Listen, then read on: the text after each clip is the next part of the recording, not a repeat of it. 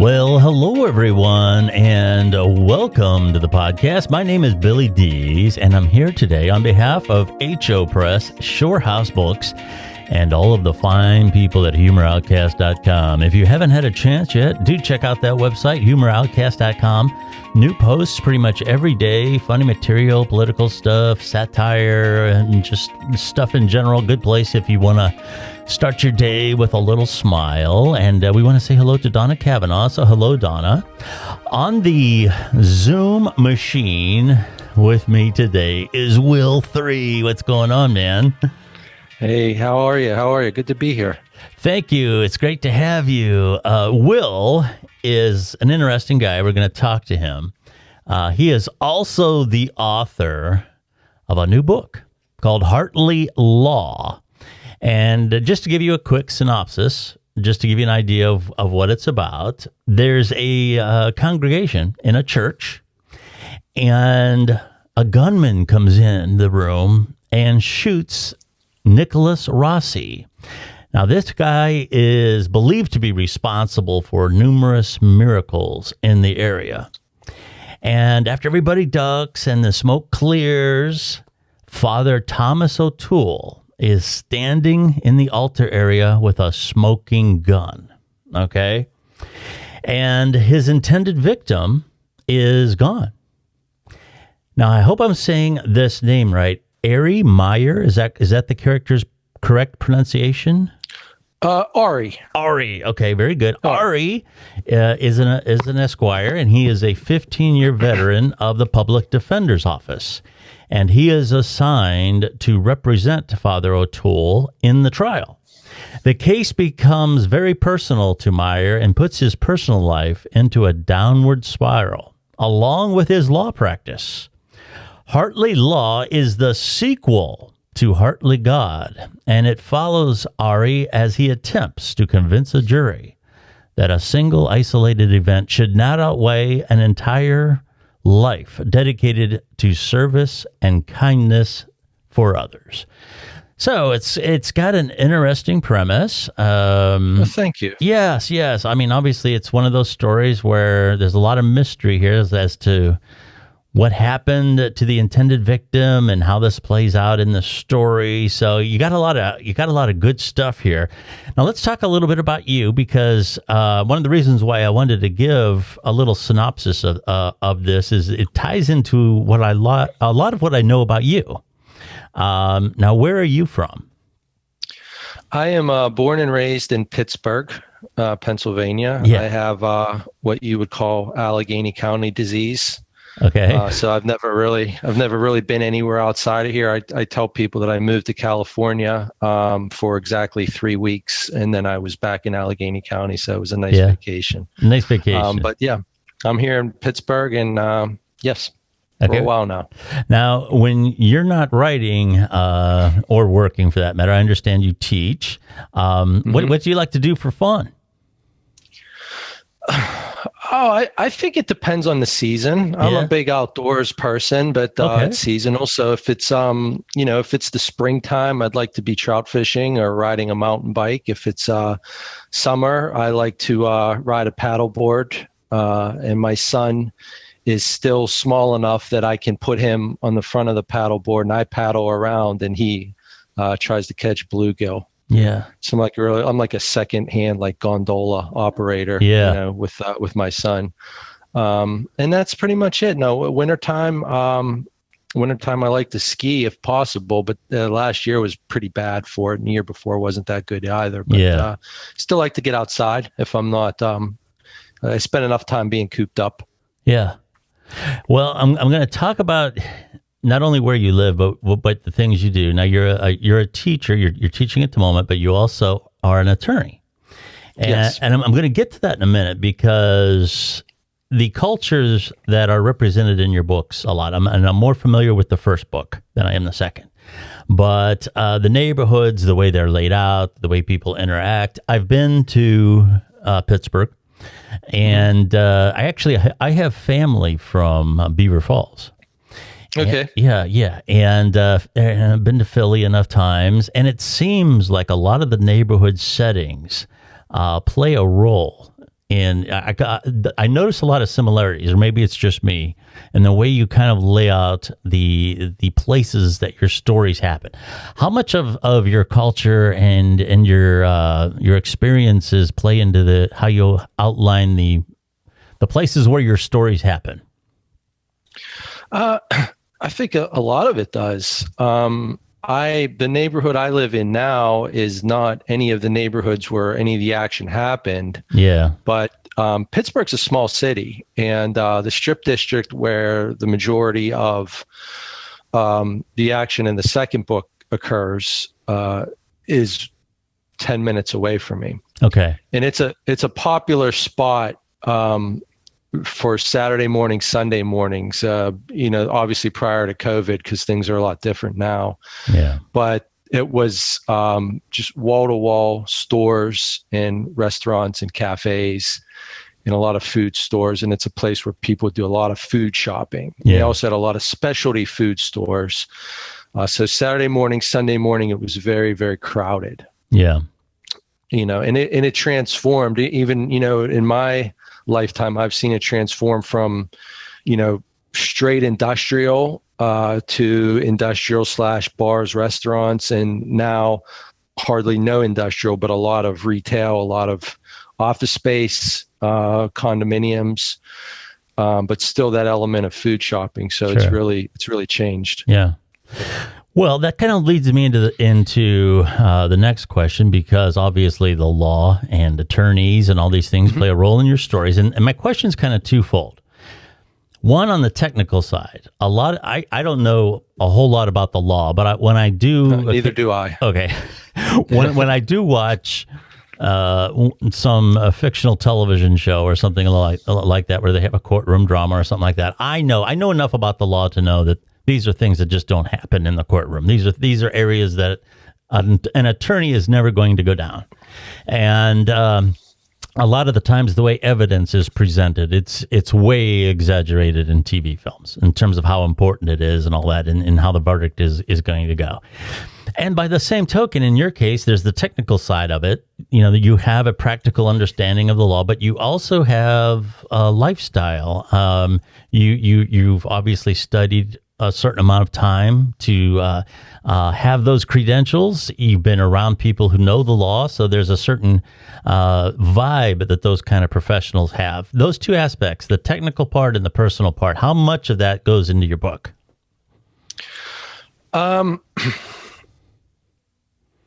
That's a good question. The technical part, what I wanted to do without playing a spoiler, there is a technical aspect to the book. So the story follows the events leading up to a trial, okay, and what happens, the necessary steps before you even walk into the courtroom.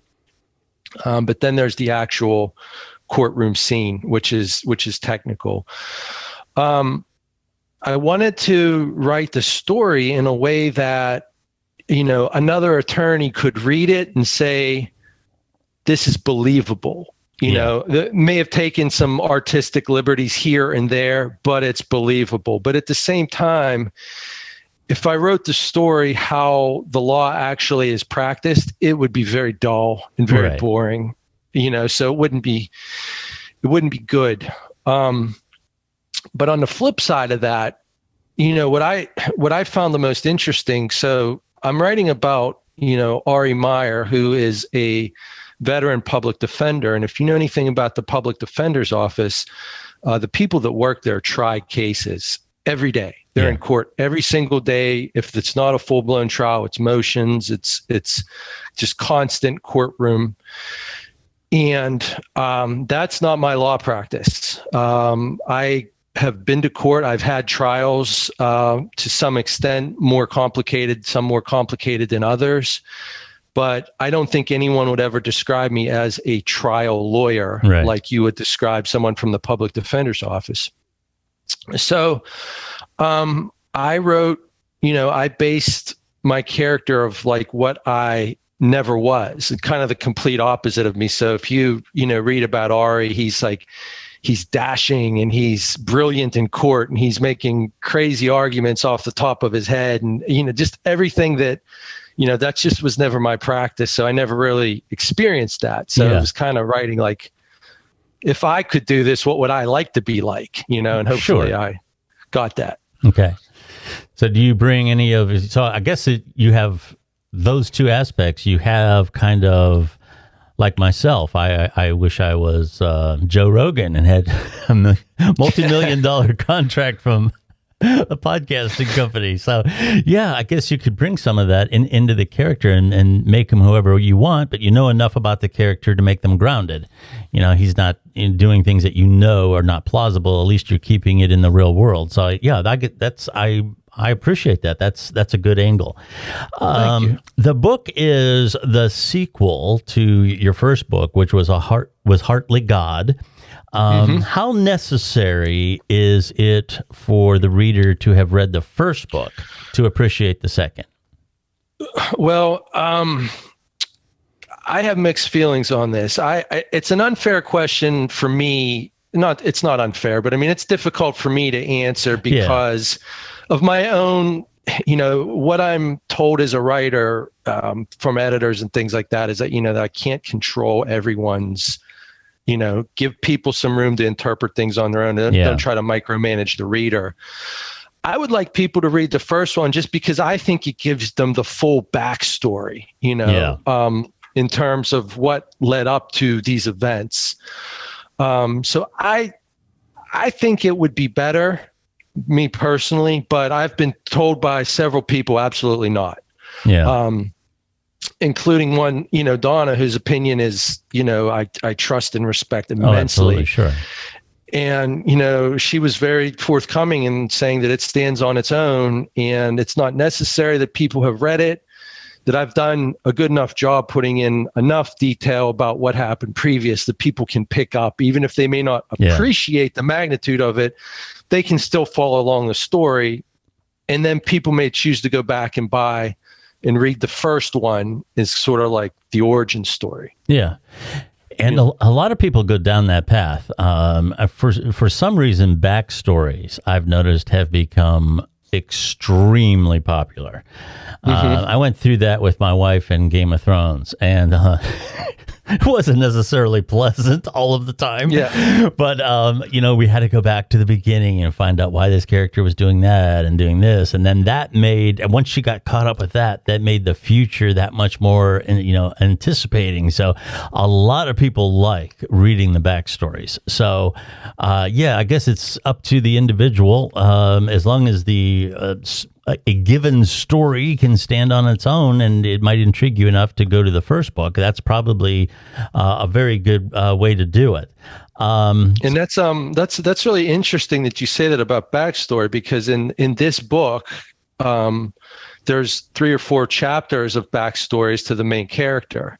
And we're taking a little bit of a risk on that. And there's different opinions as to, that might be distracting to some readers, but I feel quite confident in it that it's just the right amount. It's not too much. It kind of takes the reader on a separate journey, but then it comes right back to the immediate action. Yeah.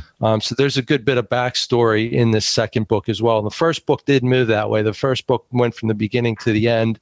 This one starts out, then it goes into a backstory, then it goes to the end. So it's kind of like a Godfather 2-ish. Yes. Kind of like a Godfather 2-ish type of a vibe. And actually, that was one of the examples I was going to use about seeing one first as opposed to the second. You're going to hear different opinions about watching 1 versus 2 first. Right. So that's interesting. I know a lot. Your first book had, I feel, from memory, this is going back 3 or 4 years, had a very a good first impression, and a lot of readers took one thing from it versus another. Are you hoping for similar reactions? Are you hoping for the reader to go down necessarily the same type of journey that they did on the first one? No, I hope it's different. The first one was, called I guess we want to say, it was a spiritual thriller or a spiritual mystery. I kind of think some people got out of that what I didn't want. They liked it. People liked it. And I mean, not that I'm being, criticized for it, but a lot of people interpreted it as almost religious. And I understand why that happened, because it happened in the context of a Catholic church. Yeah, sure. But you have to understand, that was just a vehicle that got the story moving. And that's what I was more familiar about. I don't think the moral of the story or the lessons that the story taught would have been any different if it was set in a synagogue, so to say it's like religious, I don't know. But anyways, that's how it was interpreted. This is definitely, I want to try to write with this one more of a pure mystery, more of a pure thriller, but it still has interwoven into it that in the back of the reader's head's got to be that feeling of, miraculous divine intervention. Whoever or, whatever might be the cause of that. But there's still in the back of people's mind, there's something a little supernatural about it. I think it's the best word that was described recently. It's a little bit supernatural. So not quite religious, but just not quite normal either. Yeah, sure. Well, that kind of leads me into our next point here. Where does inspiration for you come from? I mean, do you, for example, does something just hit you and you say, you know what, this could really make a good story, or this could really fit into my existing story? In terms of your creative process, that's kind of what I'm getting into. Where does that come from? I think inspiration comes, for me anyways, I can't talk about, what inspires others, but for me, inspiration is all around, and that might seem very cliche, but it's true. And if you read the second book, especially, the first book was a little bit different, but the second book, as you pointed out, there's so many places there that are concrete that people can read in a book and they can go and say, oh, look, that's where that is. That's where it's. So these, these places, even though they might seem mundane, I think you can be inspired by pretty much anything, Sure. And what I like to do more than anything is write about characters. And I put a focus more on characters and their actions and their dialogue and what they say versus the actual storyline. And I'm grateful that so far in both of these, it's worked out to have been a pretty tight storyline. Yeah. But my inspiration for characters and stuff like that is the people that I run into, the people that I've talked to. There's a little bit of different people in every single one of the characters I've ever written about. Yeah. So that's really what inspires me. Okay. Well, the reason I ask these questions is because a lot of aspiring writers, a lot of aspiring authors listen to these podcasts with writers like yourself. And I think readers enjoy some insight into these things as well. Another thing that I've heard authors talk about is some sort of a conflict when they write the story. I'm going to be facetious here, but they have an idea about a grizzly bear and Bigfoot fighting each other. So they say, okay, I can really make this work. Do I write a story that leads up to that? Or do you just start writing a story and eventually Bigfoot and a grizzly bear end up fighting each other? How do you, in terms of your writing strategy, how do you navigate that path? My strategy is I like to have, and I just talked about I like to have my characters. I know how they act. I know who they are as people. I know, and then I go back to the story, and for my preference, I like to have the bones of the story from start to finish. Okay. And then as I'm writing, I definitely move left and right, and some things work and some things don't work. But I know where it starts, and I know how it's going to end. Mm-hmm. And that's always kind of been my hang up, that if there's somewhere in the middle that if I can't connect the dots, that hangs me up. Now, some people will write up to that point and then try to work on it. And I understand that. That's never worked for me. I've always felt most comfortable at least knowing how it's going to start and everything that's going to happen to the end, and then just work on character development and world creating. Yeah. as I move along. Okay. When you're, you mentioned the Godfather movies, typically, whether it be books or whether it be movies, what types of movies do you enjoy? I mean, this is the type of movie that I would really like to see when you see the coming attractions. What grabs you about that type of content? I like books and movies that have some sort of historical element to them. Okay. Even if it's fictitious. So the type of movies that I like to watch are movies that have some sort of historical, influence, whether it's accurate or otherwise, but it can relate to history. So like a good example would be like Gangs in New York. Mm-hmm. Okay. How much of that was really accurate and how much wasn't, that's debatable by people, but it has its roots in some history. Sure. And I really like that. In terms of the books that I'm reading a book right now, similar. It's called Playing Through the Whistle, which is a story about the J&L Mill and how that dominated, Western Pennsylvania for so many years and so many people worked there, and the town of Aliquippa that mm-hmm. grew up in the mill because of the mill.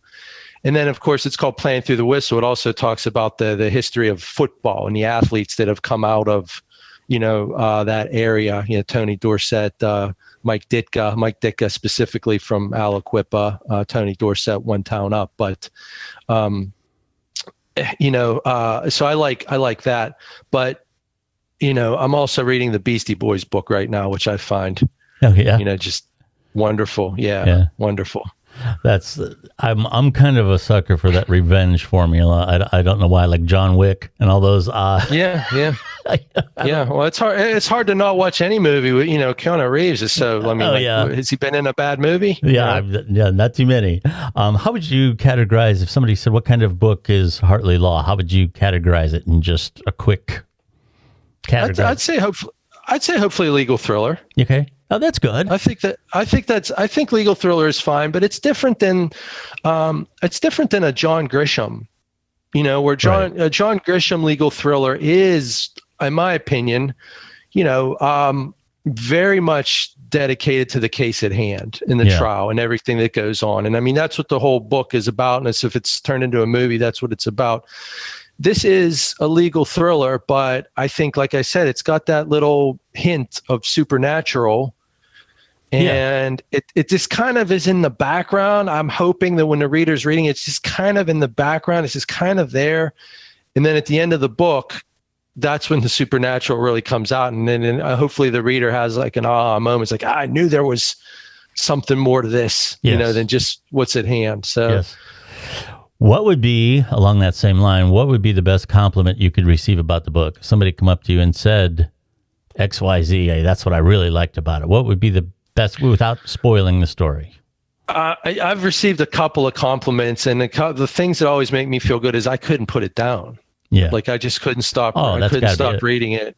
That's a great one. What else do I really? I mean, you can't beat. I couldn't put it down. I mean, that's the best. That's the best of them all. I couldn't put it down is probably when someone. It's not the thickest of books. It's not the biggest of books, but when people say that to me, that it's a quick read, but there's so much to it that I was kind of deceived by, that there was a lot packed into a few pages. Yeah. That's a favorite when someone says that. And then something new for this book, this has happened to me twice now, and I don't know how I should feel about this.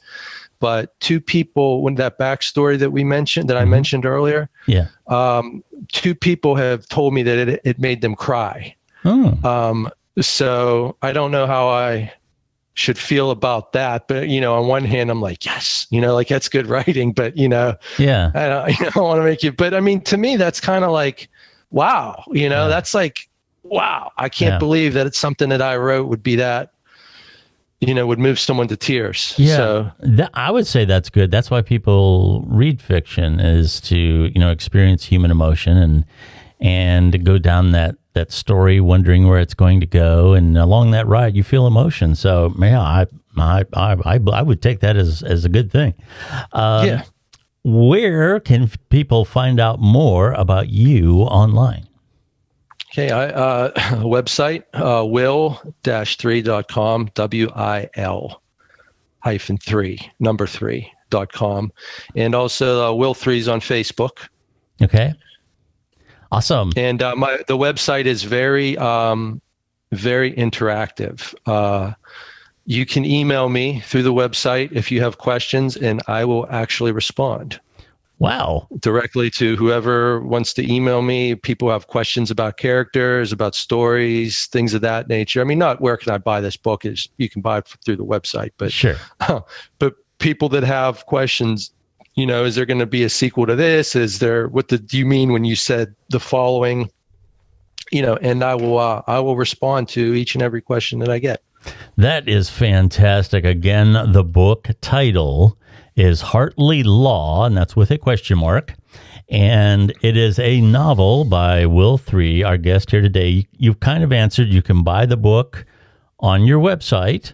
Is it on Amazon? Where else is it? It is. It is on Amazon, and hopefully, if this was a different time, it would be in several indie bookstores right now. But because of the pandemic and because we can't actually go in and do a book signing and things of that nature, it's going to take a while before the books go into the indie stores, which I absolutely love. But in the meantime, get it off of Amazon, get it off the website.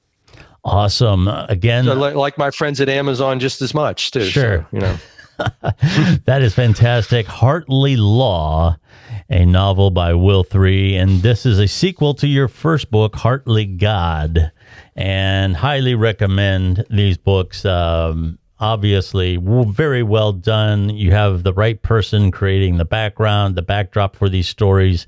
You got a little bit of law. You're kind of a native of the areas that your characters are in, so it's just a good mix. Yes. Awesome. Well, thank you. Thank you. Well, thank you very much, Will. Is that how you go? You go by Will or Will 3 or just Will? No. It's a Will. The Will 3 is this for the writing, and I think it's helped. I actually enjoy it now because it to me.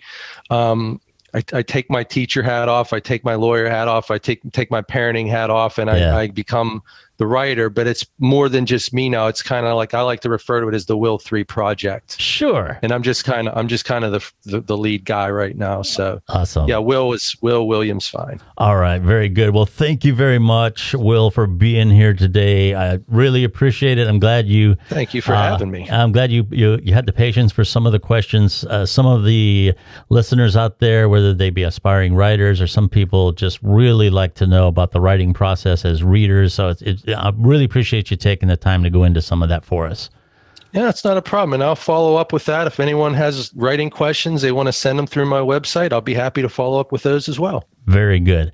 Also want to cap this by thanking the audience for listening to our podcast. And just a quick reminder, we're here today on behalf of HumorOutcasts.com, and that website, like I said, a lot of content gets updated there every day. It's mostly humor there, different kinds of humor. Do check it out. But that is an umbrella for HO Press, Shorehouse Books, and a number of other publishing channels that are managed by Donna Cavanaugh and her people. So when you get a chance and you want to know more about the writers and so on and so forth that are under this publishing umbrella, do check out HumorOutcasts.com, and it's a great place to have a smile and a lot of other good things. And by the way, while you're there, you can catch any of the podcasts, the ones I do for them and others that are submitted by their people, just by going to HumorOutcast.com and going to the podcast tab, and there you go.